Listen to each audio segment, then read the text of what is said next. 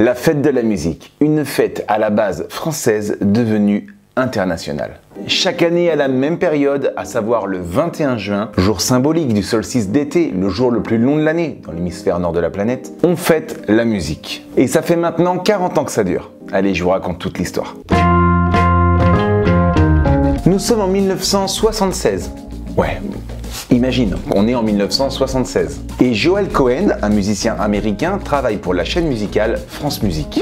Et pour célébrer les solstices d'hiver et d'été, le 21 décembre et le 21 juin, il propose une programmation musicale spéciale qui sera diffusée durant toute la nuit et qui s'appellera les Saturnales de la musique. La première édition aura donc lieu le 21 juin 1976. On est en 1981 et François Mitterrand devient président de la République. Avant lui, c'était la droite qui était au pouvoir avec Valéry Giscard d'Estaing. Et là, c'est la gauche qui passe. Et c'est Jack Lang qui devient le ministre de la Culture. La même année, en octobre, Jack Lang nomme Maurice Fleuret au poste de directeur de la musique et de la danse. Maurice Fleuret est plus que motivé et il veut créer un nouvel événement où, je cite, « la musique sera partout et le concert nulle part ». Il veut une révolution dans le domaine de la musique pour faire se rencontrer toutes les musiques sans hiérarchie de genre ou d'origine. L'année suivante, en 1982, une grande enquête est donc menée sur la France entière, demandant aux Français si oui ou non ils écoutaient de la musique, s'ils pratiquaient un instrument de musique, si les Français vont dans les concerts, voir des spectacles, etc. Et l'enquête dévoile que 5 millions de Français, dont un jeune sur deux, pratiquent au moins un instrument de musique. Il y a plus de 5 millions de Français qui font de la musique. Un Français sur 3 possède au moins un instrument de musique. Ça veut dire que la musique est chez nous un véritable phénomène de société. Et jusqu'ici, on ne connaît que la partie apparente de l'iceberg, les grandes institutions, les vedettes, mais on ne sait pas que tant de Français font de la musique. Suite à ces résultats, Jack Lang, Maurice Fleuret et Christian Dupavillon, un membre du cabinet de Jack Lang qui est architecte scénographe, déduisent que le paysage de la pratique musicale en France reste à découvrir. Alors à eux trois, ils essayent d'imaginer une grande manifestation où tous les musiciens, quel que soit le style, pourraient jouer ensemble, s'exprimer et se faire connaître. C'est ainsi que la première fête de la musique est lancée le 21 juin 1982. En effet, pour fêter l'été, dans beaucoup de villes de France et surtout à Paris, vous pouvez chanter, danser et jouer de votre instrument favori dans les rues ce soir. La grande fête de la musique orchestrée par le ministre de la Culture Jack Lang vient de commencer. Georges Bégout, vous êtes maintenant à Beaubourg. Quelle est l'ambiance ? Ce soir, pour répondre à l'appel de Jack Lang et de Maurice Fleuret, de nombreux musiciens, de nouveaux musiciens se sont réunis. Actuellement, nous sommes sur un orchestre de jazz. Et puis, nous passons directement du jazz à la musique classique avec le Quatuor Arcana qui interprète du Debussy. Vous voyez comme les choses sont simples le jour de la fête de la musique. Mais cette fête de la musique, je l'espère, débouchera sur un prolongement, c'est-à-dire que les mesures en faveur de l'enseignement musical qui doivent être faites. Voilà, c'est sûrement l'effet de l'été parce que même les images de Beaubourg nous sont parvenues en mauvaise qualité. Cette fête, ils l'appelleront Fête de la musique. Fête F-A-I-T-E-S. Ce jeu de mots pour inciter les amateurs à jouer de la musique dans les rues. Un seul mot d'ordre, la fête sera gratuite et sera ouverte à toutes les musiques. Alors bien sûr, tout est fait dans la précipitation, hein. On prévient les principaux acteurs de la vie sociale, on placarde quelques affiches un peu partout. Le ministère de la Culture ne sait même pas si cet appel sera entendu pour la France entière. Mais le résultat dépasse toutes les espérances. Monsieur Jack Lang, le ministre de la Culture, a eu l'idée d'organiser une vaste fête de la musique. Ce sont des centaines de milliers de gens à travers la France, des petits, des grands, des musiciens amateurs, des musiciens professionnels qui ont répondu avec enthousiasme à notre appel. Est-ce bien le rôle de l'État que d'organiser de telles fêtes? Jusqu'ici, nous n'y étions guère habitués. Nous n'organisons pas, on dit simplement libre à chacun de témoigner par son instrument de musique de sa joie à voir l'été revenir. Mais naturellement, il n'y a pas d'obligation et chacun est libre. Des milliers d'initiatives ont lieu dans toute la France. De nombreux musiciens s'installent dans les rues, dans les squares, dans les parcs, dans les cours, dans les jardins, dans les gares, bref, un peu partout.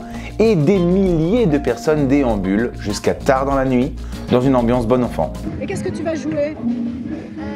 La musique. Cette nouvelle manifestation populaire est une réussite immédiate. Un événement qui a permis de mesurer la place que prenait la musique dans le cœur de chaque Français. Une nouvelle fête qui est non politique, non religieuse, non nationale et qui rassemble tous les Français, qu'ils soient mélomanes, musiciens amateurs ou même professionnels. Celui qui pratique les disciplines de la musique quelle qu'elle soit. Ça peut être un chanteur, un batteur de groupe de jazz, ça peut être un musicien d'orchestre, ça peut être un compositeur de musique et même un musicologue. La fête est donc réitérée en 83, 84 et elle commence même à s'exporter à partir de 1985.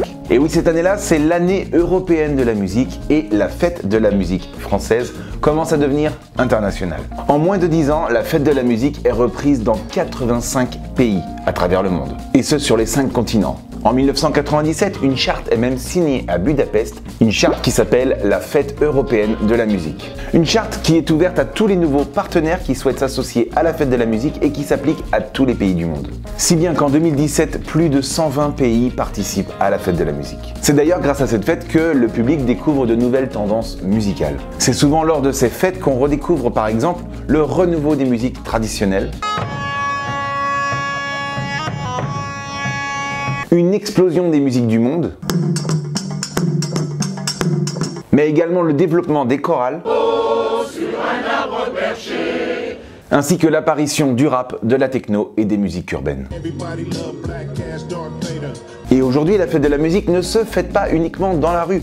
On la fête également dans les prisons, dans les hôpitaux, dans les écoles. Ça fait venir beaucoup de monde dans les petites communes rurales qui le plus souvent fêtent la musique le week-end le plus proche du 21 juin, les vendredis ou les samedis soirs. Et la fête de la musique favorise aussi naturellement la visibilité et l'accès aux pratiques culturelles et artistiques. D'ailleurs, de grandes manifestations se servent de la date de la fête de la musique pour leur festival. C'est le cas par exemple du Hellfest à Clisson, le festival de hard rock qui a toujours lieu le week-end le plus proche de la fête de la musique. Alors bien sûr, à travers le monde, elle ne porte pas le même nom, même si le nom français fête de la musique est utilisé dans quelques pays anglophones. D'autres pays traduisent littéralement fête de la musique, par exemple en Espagne, cette fête s'appelle Fiesta de la Musica. Et une petite anecdote supplémentaire pour quelques pays anglophones qui appellent cette fête Make Music. Et Make Music, ça veut dire fête de la musique. Mais pas fête de la musique écrit comme ça, fête dans le sens faire. Voilà, le petit jeu de mots du fête de la musique, traduit littéralement, forcément le jeu de mots ne fonctionne plus, mais j'ai trouvé ça un petit peu sympathique de l'appeler comme ça, Make Music Day. Mais en tout cas, pour chacun de ces pays, les logos sont graphiquement similaires à ceux de la France. Bien sûr, où que vous soyez sur la planète, vous avez normalement une fête de la musique pas loin de chez vous, puisque plus de 1000 villes à travers le monde participent à la fête de la musique, et encore on ne compte pas les petites communes, et ça dans plus de 130 pays aujourd'hui. D'ailleurs, rien qu'aux États-Unis, il y a 82 villes qui fêtent la fête de la musique. Je vous invite donc à sortir de chez vous les amis pour gratuitement aller à n'importe quelle fête de la musique autour de chez vous. C'est d'ailleurs un des seuls jours de l'année où on a le droit de faire du tapage nocturne sans avoir à craindre que la police vienne pour du bruit. Alors descends dans les rues de ta commune, de ta ville, que tu sois musicien professionnel, amateur ou juste un simple mélomane. Et si tu veux venir me voir moi en concert dans une manifestation liée à la fête de la musique, je t'invite à aller voir toutes les dates qui se trouvent sur mon site internet franccoty.fr à la rubrique agenda. Merci beaucoup les amis d'avoir regardé cette vidéo. Si tu aimes la fête de la musique, tu ajoutes un pouce en l'air, tu me dis dans quelle ville tu vas fêter la fête de la musique. Je vous dis à très bientôt pour une prochaine vidéo. Ciao.